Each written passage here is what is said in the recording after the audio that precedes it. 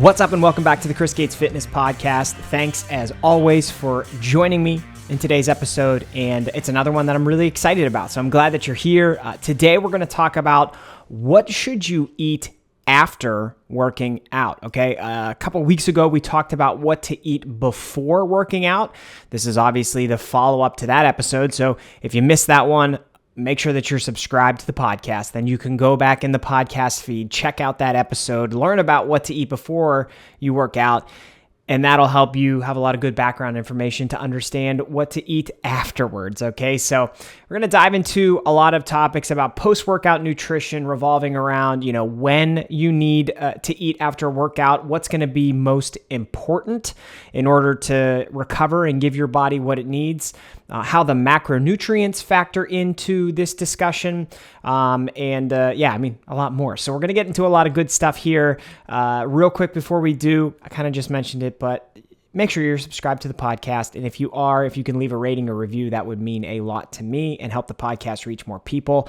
Also, we are so close to me being able to reveal more details about my super secret project. If you are a regular listener to the podcast, you've been hearing me say those words, super secret project, so much that you're probably sick of it. And you know what? If you are, I got good news because that's going to end here pretty soon. After the 4th of July, I'm going to be able to start telling you what I've been building, what is coming, how you can participate. There's a lot of good stuff coming. So after that 4th of July week, keep your eyes and ears. I swear to God, I cannot get this right. Keep your eyes peeled. Keep your ears open. I always want to say eyes and ears peeled, which makes no sense at all.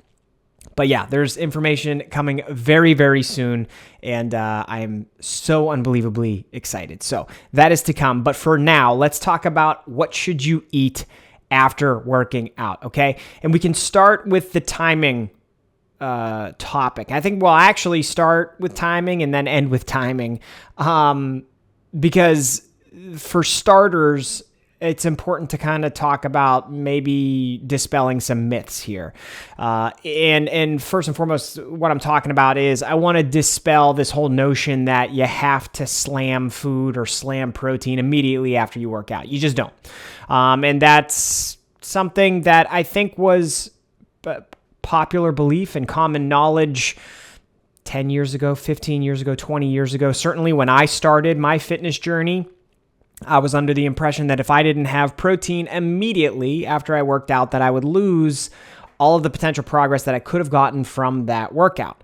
And that was due to a lot of clever marketing in the supplement space, which I don't know if you've noticed, but the supplement space is known for pretty clever marketing. So we were all duped by that for a while. And the reason that all became a thing is because, obviously, sports science research has really progressed over the years, but back 10, 15 years ago when it was not in its infancy, but when there was a lot less research for us to go on, we had some research studies that basically compared, and these were research studies that were largely funded by supplement companies where they would have participants exercise, and then they'd have another group of participants. Well, they'd have two groups of participants exercise. One of those groups of participants would have nothing after their workout. The other group would have protein, and often the protein that they would have would be like the protein of a supplement company that funded the research. And what they found was that the people who had protein immediately after working out over X amount of weeks saw more progress, whether it be burning fat or building muscle. So then they were able to put in their claims for marketing that hey, look, the research shows that if you have this right after you train, you're going to build more muscle. You're going to burn more fat. And, off they went.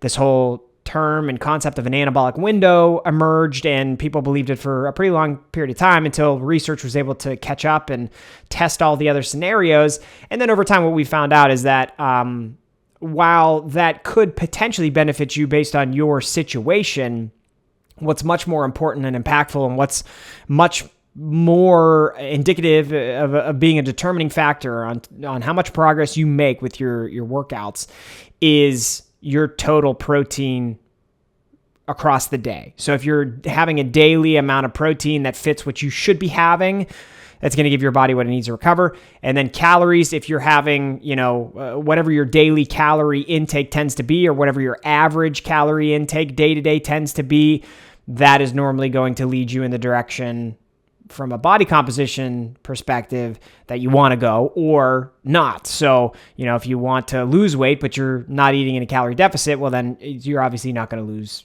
weight. You're not going to lose body fat. So we found over time that timing, it is important, but it's not nearly as important as we were once led to believe. And that's what I wanted to start with. So in terms of, answering this question, what should you eat after you work out? And do you need to eat immediately afterwards? Not necessarily. And at the end of the episode, we'll get into some scenarios that help you understand whether you should or should not, or maybe the better way to put it is whether you should or you need to or don't need to. I feel like I'm just confusing myself now. We're going to answer those questions at the end of the episode. So let's get into the next topic here that I want to address, which is what's most important from a recovery perspective. Because primarily, what we're talking about here about what you should eat after working out is what you should give your body to help it recover. Because anybody that's going into the gym and exercising, you're doing it because you're searching for an adaptation. Almost everybody is, right? You don't just go into the gym and do all that exercise because you're expecting nothing. And even if your expectations aren't for a change in body composition, you could be going into the gym not looking to change your body composition at all, but you could be going into the gym because you want to do things that make you healthier, which is a outcome. It's an adaptation, right? So we're always going into the gym or going into a workout hoping that we get better from it on the other end. And oftentimes, a big piece to the puzzle with that is having the workout, which is the stimulus to your body that forces it to want to adapt. And then your diet is going to give your body a lot of the resources it actually needs and can utilize to make those adaptations happen. So what's most important from a recovery perspective? Protein is obviously going to be item number one. Protein is comprised of chains of amino acids, which are the building blocks that your body wants and needs to repair muscle tissue and, potentially grow new muscle cells and muscle tissue in your body. So protein is item number one. And, like I mentioned before, getting adequate protein in throughout the day is important so that you can give your body what it wants and needs to maintain or grow based on what your goals are. Right there with protein, it's like item number one, and then 1A is your calories. So calories are very important as well. Calories are quite simply a unit of energy, so they're the energy that you're bringing into your body.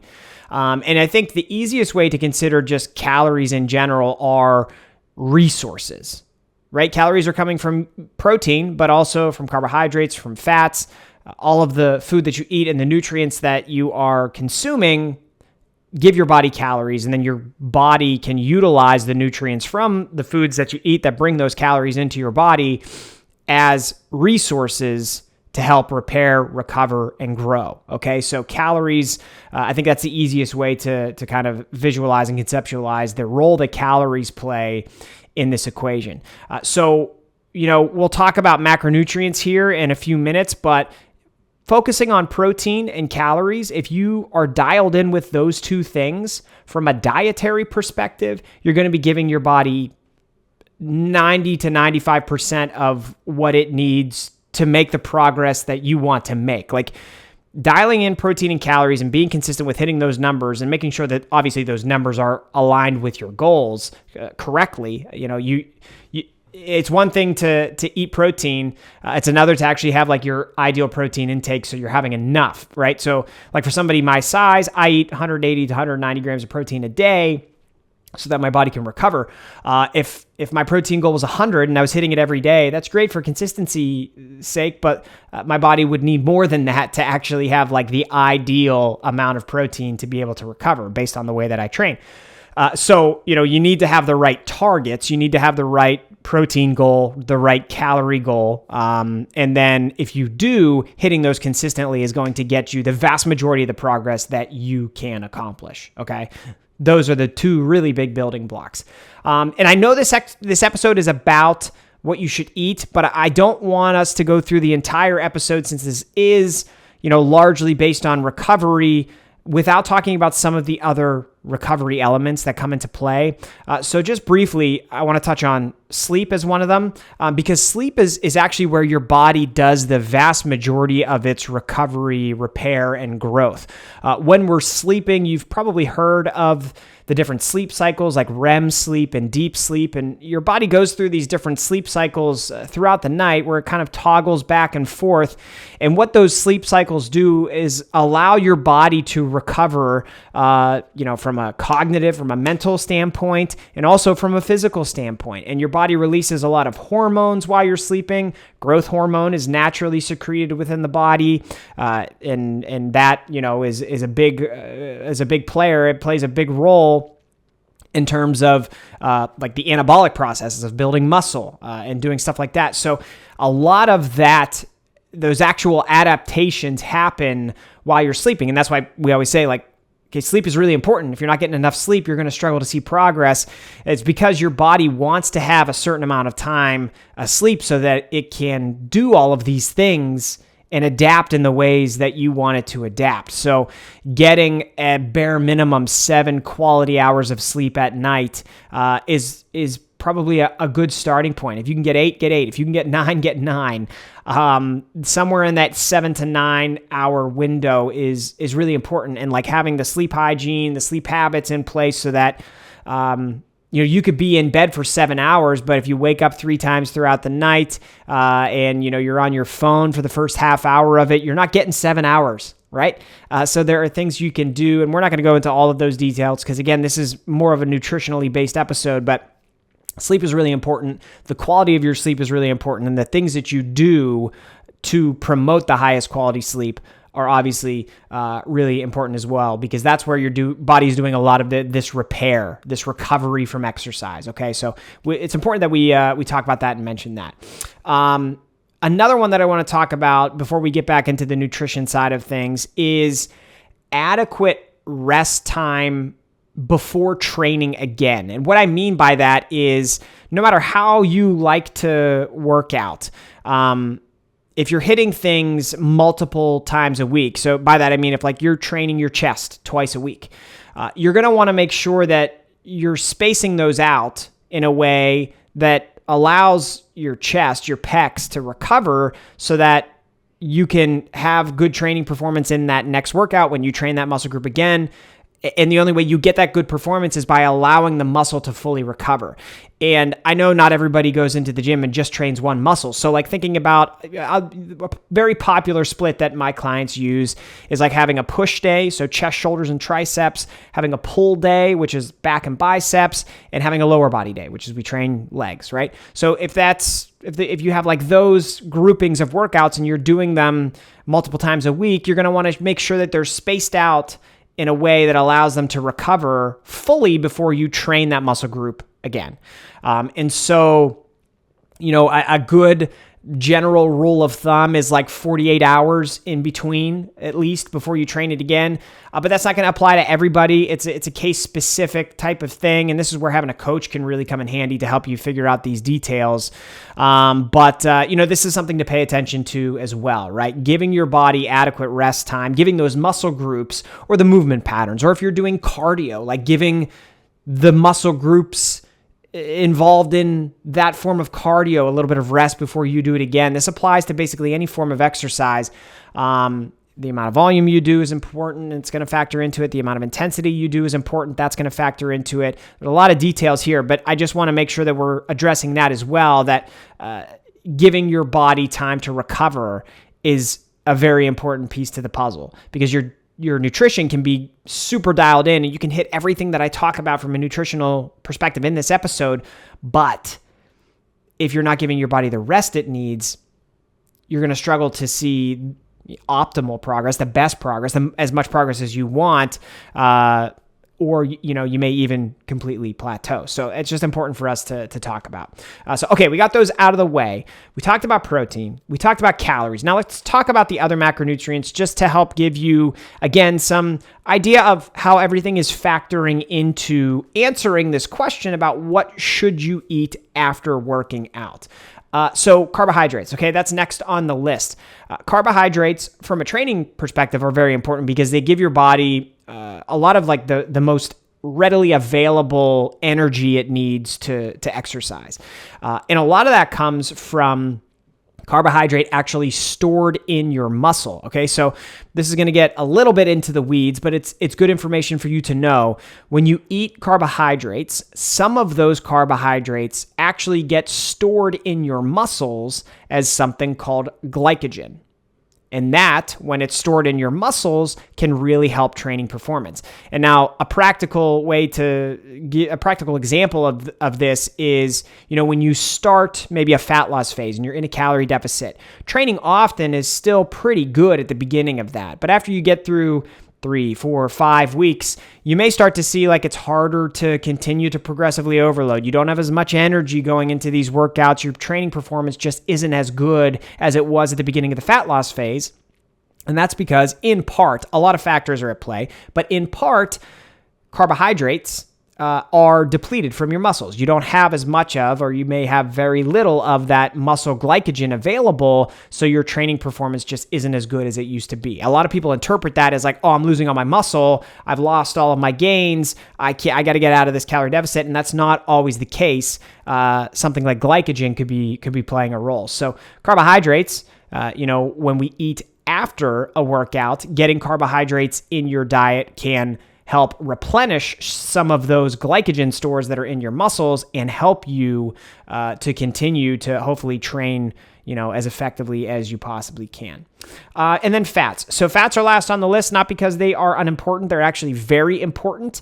They're not as much of a factor, though, in terms of like post-workout nutrition and recovery and giving your body all of the things that it needs. Your body does need fats, but fats are probably lowest on the totem pole in terms of like that meal right after you train.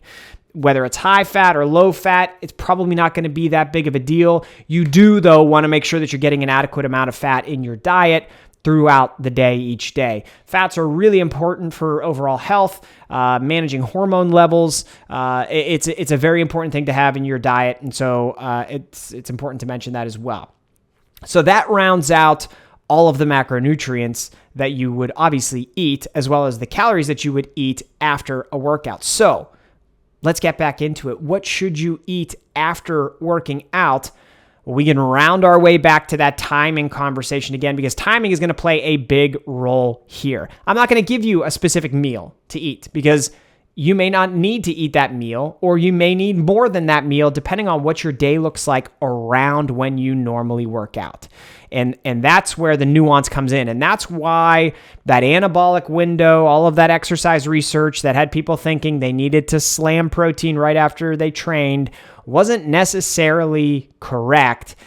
Because everybody has a different routine. You may work out early in the morning and you may go into that workout without any food in your system. And if that describes you, then getting food, getting calories, getting protein in your system immediately after or as soon after as you can is going to be a much higher priority than somebody like me. I train around lunchtime every day. So by the time I train, I have already had a full breakfast and a pre-workout meal. I've had lots of calories and protein. My body has tons of resources and essentially everything it needs to go into that workout. And so I don't have to rush to have a protein shake or a big meal right after I work out. I have time. And if we look at like when I train, I have a meal within like an hour to an hour and a half before I work out. So I have a few hours if I want to wait to get that next meal in. It's not as much of a time-sensitive situation. So what you should eat after working out is going to depend on those types of variables. Now, yes, it would be good to get a decent amount of protein in that meal. It would be good to have a fair amount of calories in that meal, but there is no one-size-fits-all approach to what you should eat after working out. It's going to depend on you, the type of working out that you do, the type of training that you do, the goals that you have, and your routine in and around that workout. So hopefully this helps you. I know I didn't give you an exact answer, but I gave you a lot of variables to consider that I hope that you will. I hope that you will consider these variables moving forward into the future and kind of think about this in a bit more detailed of a way to think about, okay, what does my normal routine look like? And what should I be eating after my workout? Oh, I looked and I tracked my food and I noticed that I work out after work and normally I only have had like 20 or 30 grams of protein. Holy crap. Okay, you should have a lot of protein then in that post-workout meal. Maybe you find that like, hey, I've already had 150 grams of protein in the day and 2,000 calories.